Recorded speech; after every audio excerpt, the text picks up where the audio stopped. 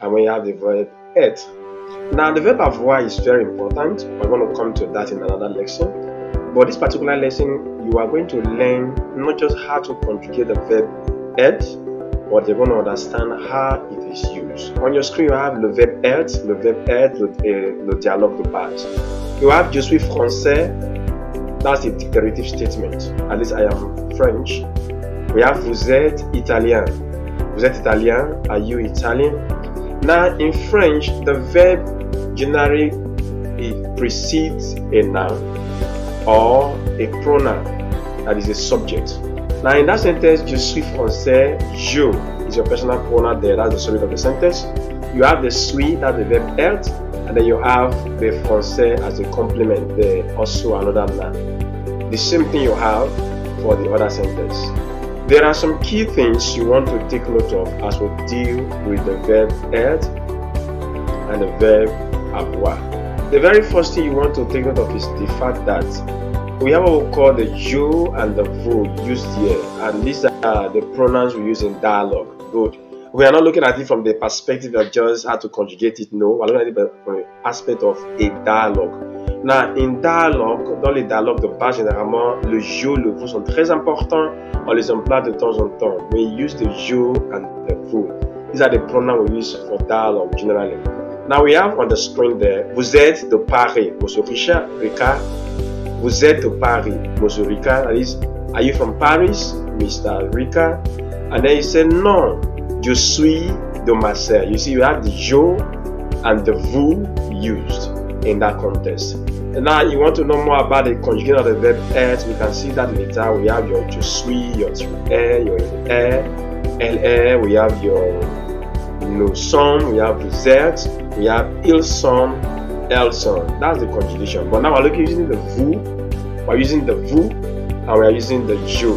These are the pronouns we use for dialogue.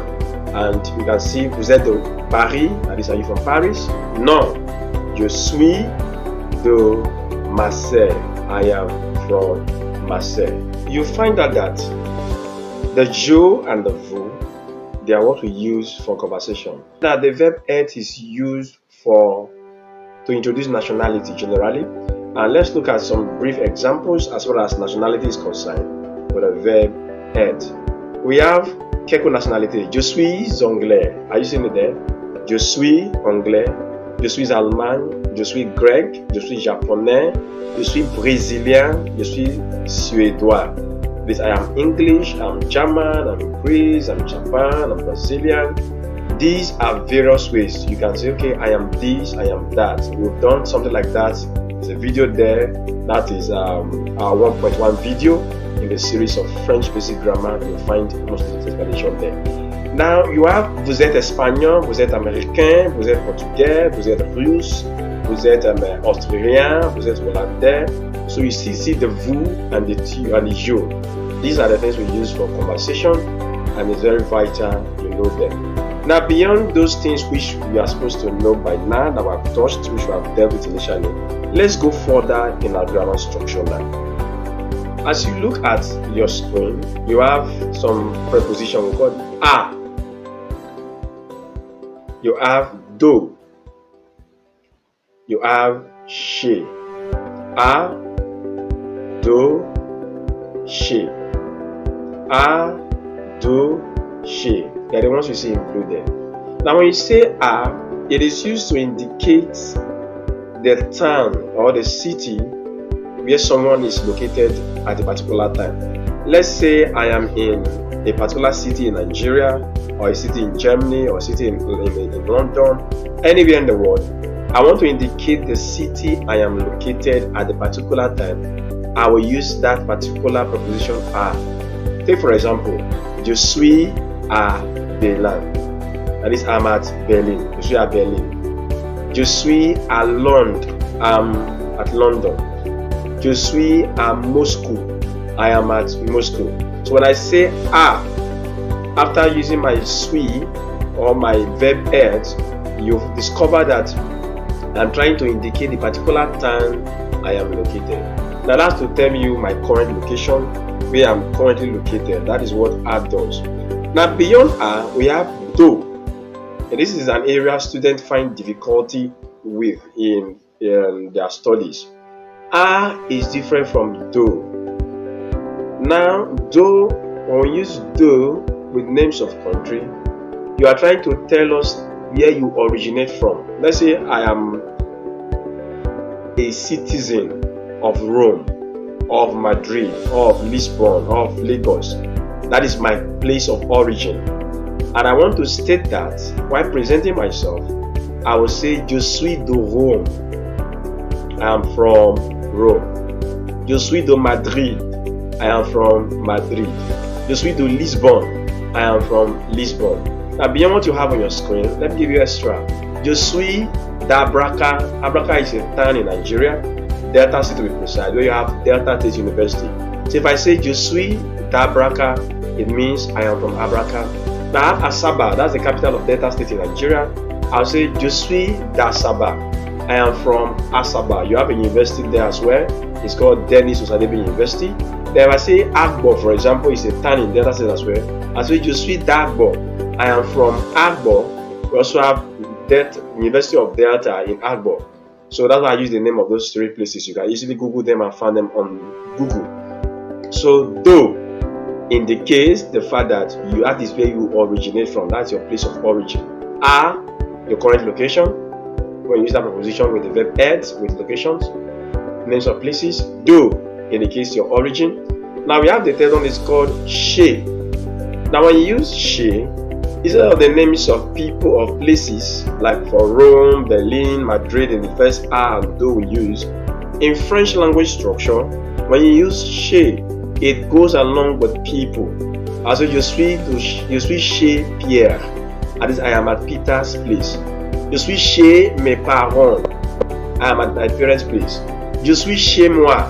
I am at my place. So that is the difference in the usage. A, do, and she. Now, in the course of our interaction, when I was using the do, I made mention of some things. Je suis d'Abraka, je suis d'Asaba, je suis d'Agbo. However, I did not explain it. Look down. You see that your music sign there on your screen. When you have do, and the next word that comes is a vowel, we apply that article contracté rule in French. So you have the E in the do will not give way. We now have your apostrophe. So we have vous êtes d'où? You are from where? Je suis d'Athens. I am from Athens. Let's have a recap. We're looking at être as used in dialogue. And there are two key things. We use two pronoun personnel. We have your je and the vous. For the être conjugation, you can share your life to conjugate, but I will run through it now. You have je suis, you have your tu es, il est, elle est, nous sommes, vous êtes, ils sont, elles sont. But I'm using je and we're using vous in dialogue, basically. Now, we'll look at the example of the je. Vous êtes de Paris, vous êtes non, je suis de Marseille. And then we said être, in terms of usage, is used to indicate nationality. And when you use it for nationality, you put the name of the place immediately after the verb être. Je suis d'anglais. Vous êtes espagnol. That is the nationality. However, using the verb être with prepositions like a, do, she, they give us different meaning. For a, it is used to indicate your current location in a particular town. We have je suis à Berlin, I am at Berlin. Je suis à Asaba, I am at Asaba. For do, it indicates the origin, where you originate from. Je suis de Rome, je suis de Madrid, je suis de Lisbon. That is, I am from that particular place. Chez is used with names of people, with people. Je suis chez moi, je suis chez Pierre, je suis chez mes camarades.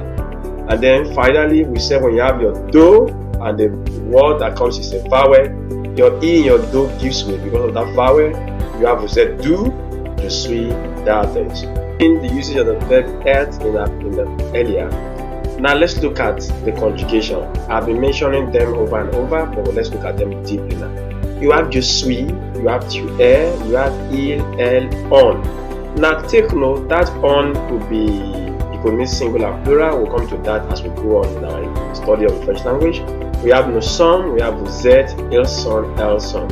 And then you can see the names of the country, the way they are used there. Je suis italien, tu es américain, il est à Paris, nous sommes en vacances, we have vous êtes de Madrid, elles sont de Londres. Well, from that particular table, all I've dealt with earlier, the use of the verb être with profession, nationality, as well as the usage with the various prepositions are captured.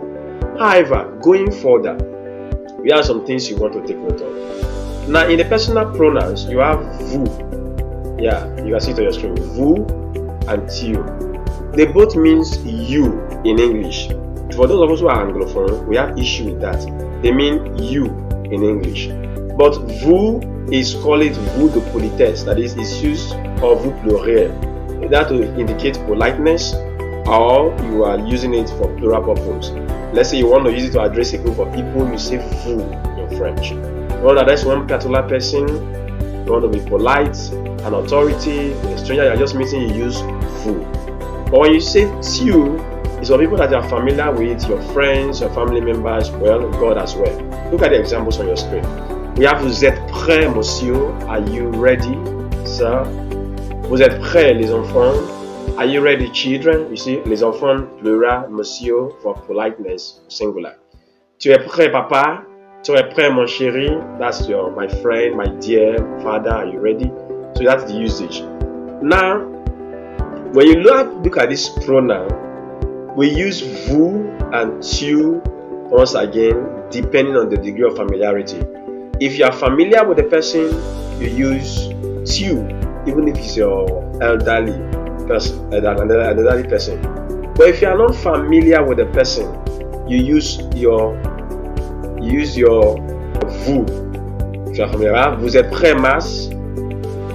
Vous êtes prêt, Mas? Meaning he's not too familiar with Mas. Tu es prêt, Mas? Meaning he's very familiar with Mas. That is the difference in the usage. Now, the next thing that gives students and beginners the issue is the use of the il, and the elle.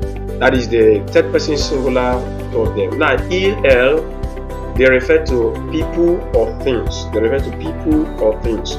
People in the sense that il is masculine, elle is feminine. In French, we deal with gender. Look at the example. Il est belle, Isabelle. You see, elle est belle, Isabelle. Elle, Isabelle, female. Il est beau, Kevin. You see, il, Kevin, beau. So, then for things, there are things also as masculine and feminine gender in French. We have elle est belle, la tour Eiffel. That is, the Eiffel Tower is beautiful, la tour Eiffel. So we have elle for that. We have musée. Il est beau, le musée. That is, it is beautiful, the museum of Orsay. So that's the usage. We have is, it means for a group of people, masculine or feminine, and feminine mixed together. Paul, Marie, Cathy, et Julie, sauf français, right? Ils sont de Nice. That il there captures both Paul, Mary, Cathy, and Julie. Take note, only Paul is masculine, then the rest are feminine, but we use il. So we have a situation where we have a group of people, of things, and they are masculine, feminine in gender, use il. But only feminine or plural use the l. The next thing to note right now is on and no. As you look at on and no in French generally, on and no, we have it in generally no as plural, vous. We have no plural. Then on can be singular. Look at the example. Paul et moi, nous sommes français. Paul and I, we are French. On est de Nice, that is, we are from Nice. So you see that on there, though it refers to Paul and me and I, is plural in that context, but it's going to take the third person singular conjugation. On est. That's what you have, or both, as you have il, elle, on, and elle. So you can see how it works very well. Now, you can also use on to mean everybody. We call it tout le monde or les gens. En France, on est gourmand. That is, in France, we are greedy. Tout le monde est gourmand. So on can also be used for plural instead of just singular. The last thing you want to note right now is called liaison and enchaînement, as you have it down there. liaison obligatoire entre les pronoms. You have les verbs. You have vous êtes. Because of this E, because of the E after that begins the next one, we have vous êtes. We have on est. That's l'enchaînement there. We have on est. So take note of all this. We have to look at the various usages, the meaning, the difference of the personal pronoun, and what they stand for. Add them to your repertoire. You will need them, and I trust your French is going to be grand. Till next time, hit the subscribe button. This is Flehub. We love when you subscribe, comment, and let's get feedback from you. Thank you. Bye.